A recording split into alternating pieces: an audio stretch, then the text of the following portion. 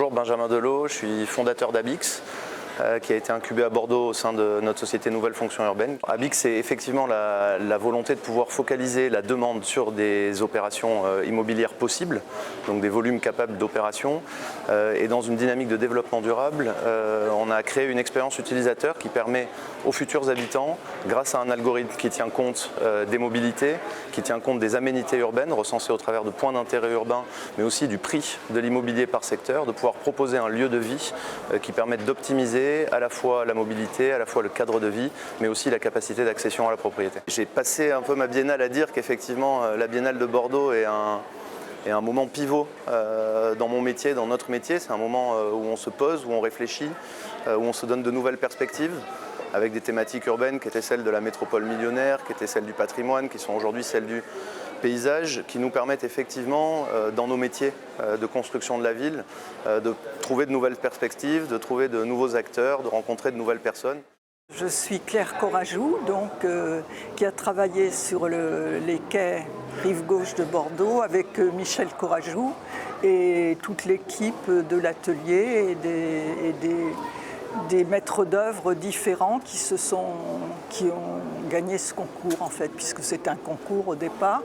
Et les travaux, les dessins finis ont commencé à partir de 2000. On peut dire qu'on a réussi nos objectifs de départ, qui étaient de rendre au Bordelais un espace grand quand même, parce que ça fait 5,5 km du nord au sud. Et puis de leur offrir des éléments de confort, des arbres d'ailleurs, parce que la première fois qu'on est venu, c'était le mois de juin, il y avait le petit marché qui existe toujours d'ailleurs et qui s'est étendu. Et il y avait quelque chose de vraiment agréable. Sur des tables, on mangeait des huîtres avec du vin blanc, mais tout ça sous une canicule extrême qui finissait par gâcher le plaisir. Donc on s'était dit, avec l'assentiment de M.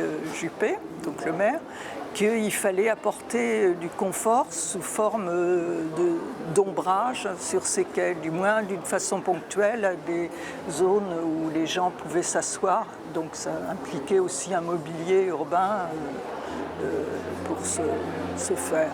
Il y a des espaces quand même très différenciés et pas réellement équipés, à part le skatepark, qui est vraiment significatif d'un équipement. Et puis il y a le parc des sports, le parc Saint-Michel à l'autre bout, où là c'est équipé. Sinon, ce sont des espaces libres qui s'offrent à la déambulation des gens. Ça permettait aussi, on pensait à des gens qui ne partaient pas toujours le week-end, qui n'avaient pas les moyens d'aller au bord de la mer, de vivre un instant agréable dans la ville en y allant à pied ou en vélo. Je pense que c'est important depuis les années 70 et ça n'a fait que se développer, bien que maintenant les enjeux soient différents et qu'il faut une plus grande attention. Et puis que aussi les besoins sont toujours les mêmes, mais les crédits sont un peu défaillants maintenant.